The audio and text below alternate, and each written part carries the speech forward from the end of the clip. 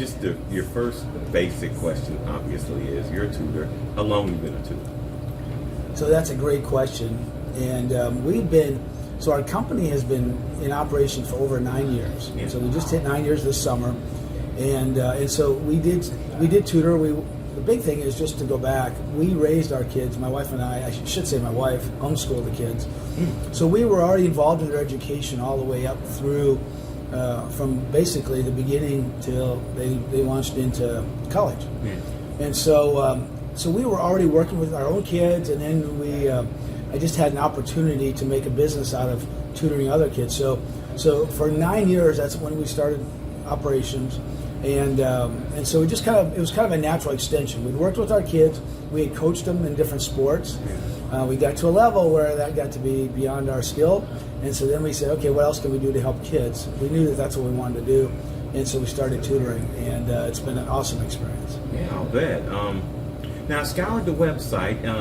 It says on the website you were an educator. I'm assuming that's like a formal teacher at a school type educator, or are you only referring to the homeschool? Yeah, the homeschool. Okay. So yeah, the homeschool is where we worked with our kids. Okay, well, even in homeschooling, you have that awesome responsibility, especially with your own kids. You're what I consider to be where the rubber meets the road, where the students are actually learning, and you're preparing them to contribute to this enormous, incredible democratic experiment that we have in this great country of ours. But at some point, you decided to go into full-bore tutoring. And what I'm curious to know is, as satisfying as I'm sure it was watching your kids grow and progress through your own tutoring, what was the impetus to take it elsewhere, to, hey, this is great for my kids. I think we can put aside the time. I think we can structure this. I think we can do this for others. Yeah, well, that's a great question. We were working with our kids. Like I said, we homeschooled them, we coached them, and at the time I was still in the corporate world, and I was completely tired and just burned out is really what it was. And I wanted to go out and help individuals and not just be another 100 million here or 100 million there. And so it just worked out really well. I was looking for a business, and we started out as a franchise.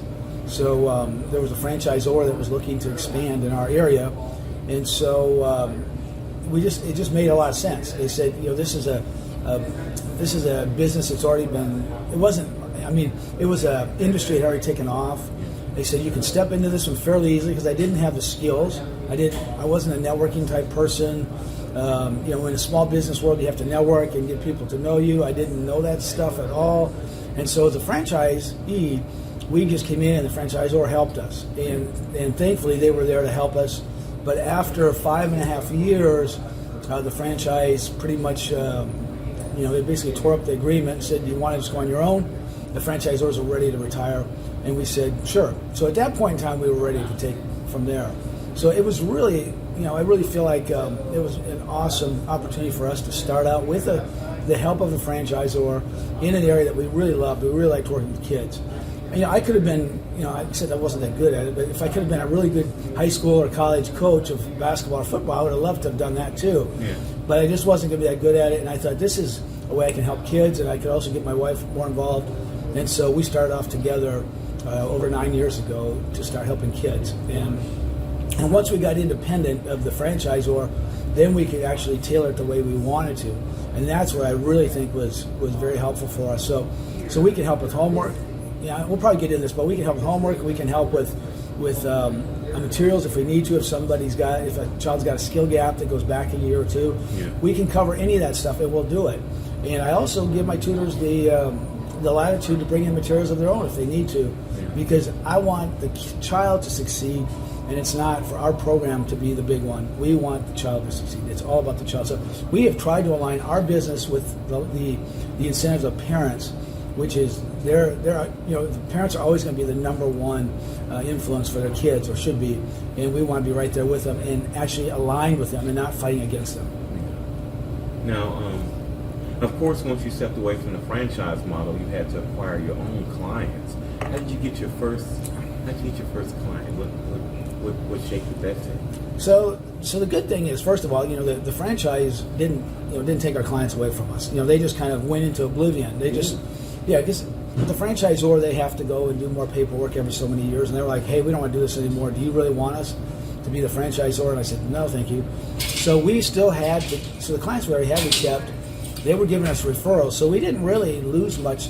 The only thing we had to change was the name of the company. Yeah. And I really wasn't super wild about the name of the company anyway. Yeah. So it was actually the guy we were doing a new website.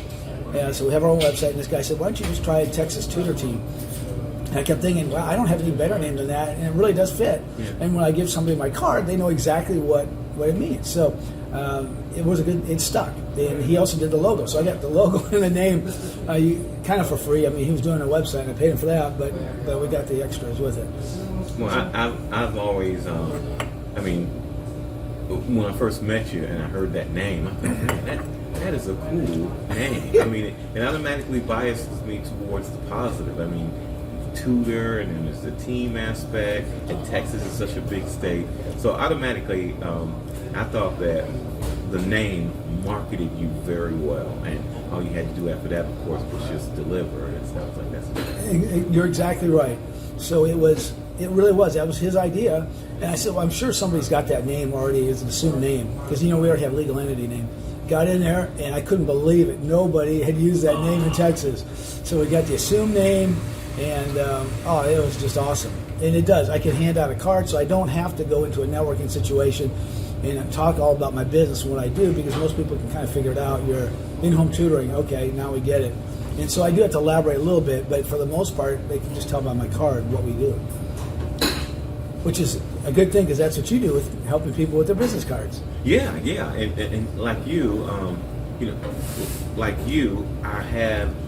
was able to find a name that I couldn't believe was still available. Oh. And like Texas Tutor Team, you must have felt like, wow, that name is available. I loved it. I couldn't believe it. Yes. Yeah, so that works out really well.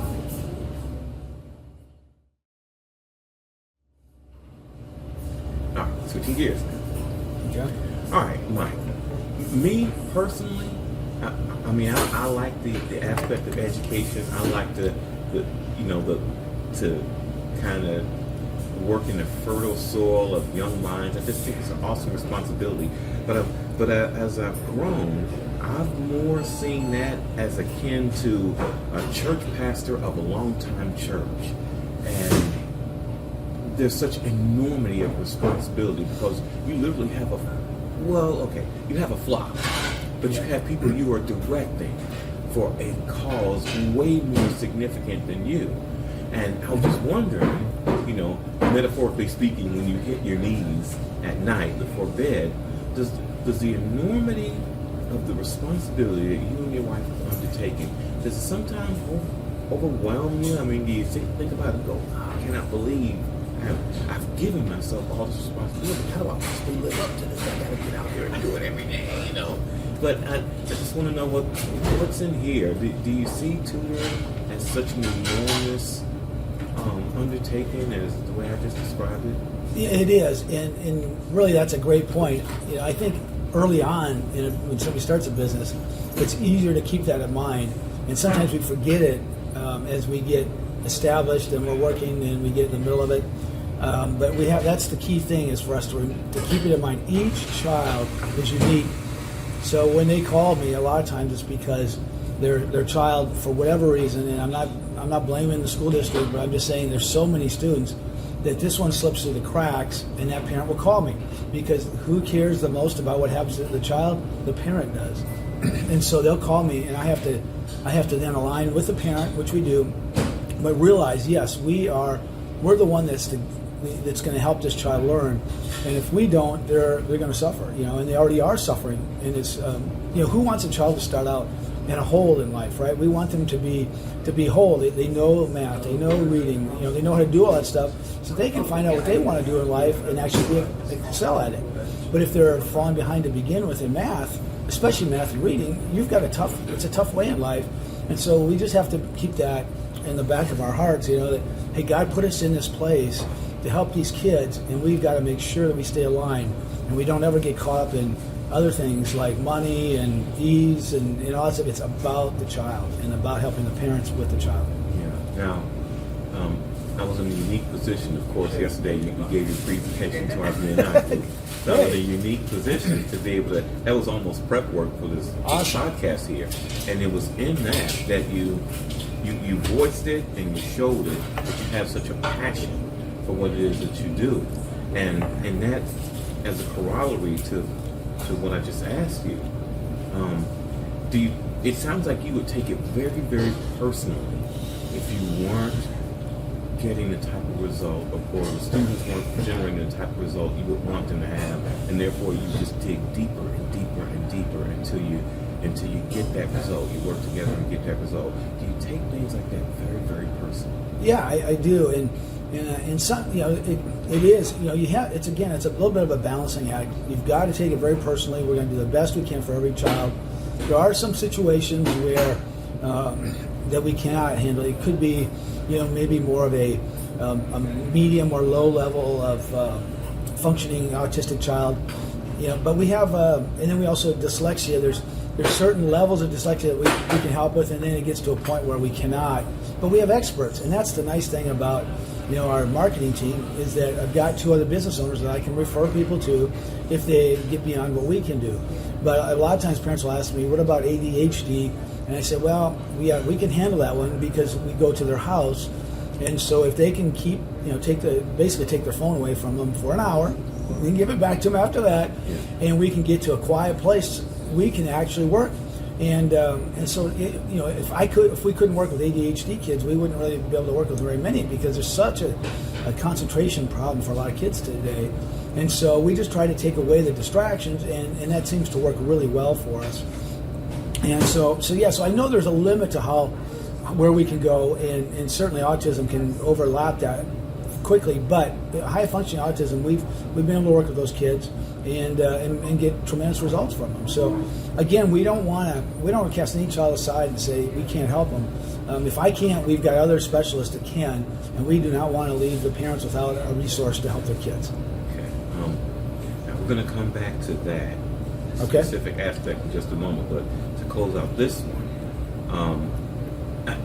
was the concept of having other professionals a speed dial away as part of your business model, was that your concept, or was that part of the franchise concept?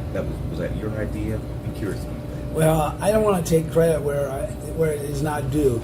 I wouldn't say necessarily it was my idea, but I really liked it because over the years I got calls from people and they'd say, hey, I just want to get my child tested for, could be anything, right? It could be autism, could be dyslexia, dysgraphia, there's a lot of different things.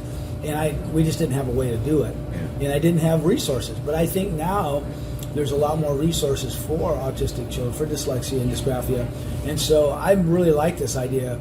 It didn't come from the franchise, but it's just a matter of, I've just been able to meet, I go out and network quite a bit, and I've just been able to meet folks that I trust, that are good in these businesses, that can handle these more extreme situations and bring these kids back in where the parents want them to be.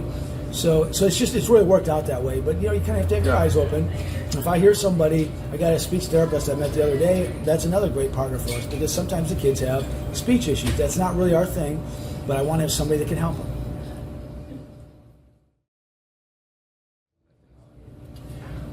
All right, my friend. Now let's talk about a little bit of pushback. In fact, I thought about how I was going to ask this question, and now I'm going to frame it differently. Let's say there was this young couple that they were delighted to get on yours and your wife's calendar.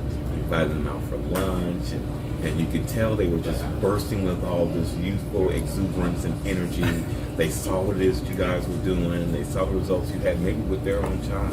They decided, we're going to try our hand at this tutoring thing. And what better people to ask than Mike and his wife, because they've been doing it forever. They've been doing it successfully. So they have all this excitement. They have all this enthusiasm. They're ready to jump in with both feet. Now, you know the lay of the land without question. There's a whole lot more going on behind the scenes when it comes